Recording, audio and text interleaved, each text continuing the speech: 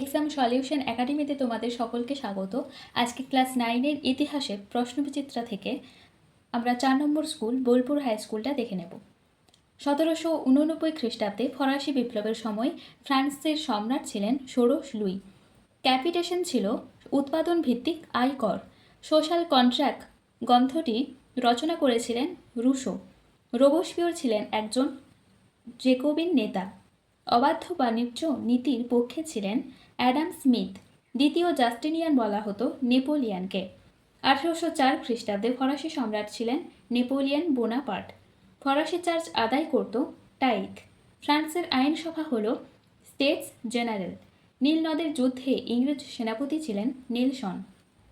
এরপর দুয়ে দাগে বাম স্তম্ভের সঙ্গে ডান স্তম্ভ মিলিয়ে লিখতে হবে। চতুর্দশ লুই আমি রাষ্ট্র। স্পেনীয় ক্ষত নেপোলিয়ান ক্ষমতা স্বতন্ত্রীকরণ নীতি মন্তেস্কু।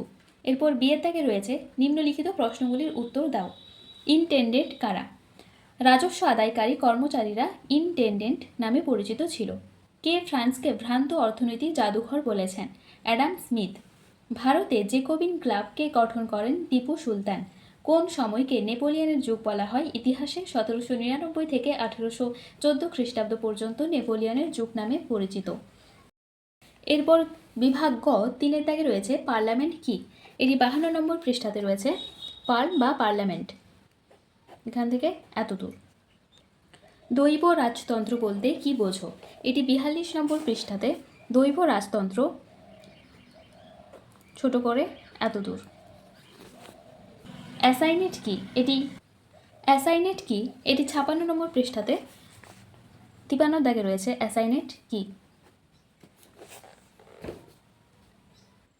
4-এর দাগে রয়েছে ষোড়শ লুই কেন স্টেটস জেনারেলের অধিবেশনে ডাকতে বাধ্য হয়েছিলেন?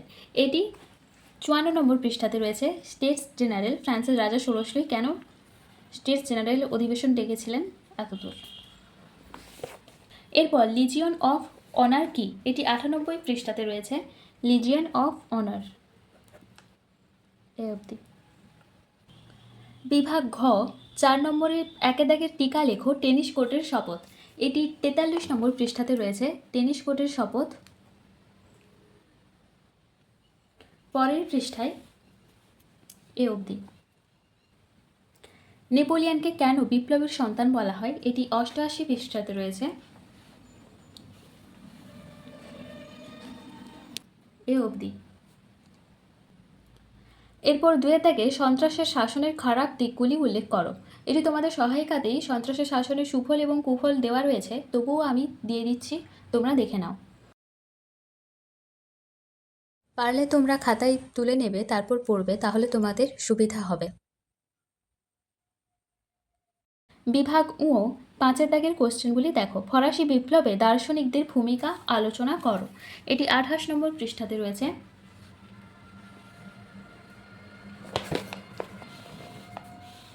এটি একটু বড় করেই দেওয়া রয়েছে এই অবধি মন্তব্য পর্যন্ত। নেপোলিয়ন কিভাবে ফ্রান্সের শাসন ক্ষমতা লাভ করেন? এটি 74 পৃষ্ঠাতে রয়েছে।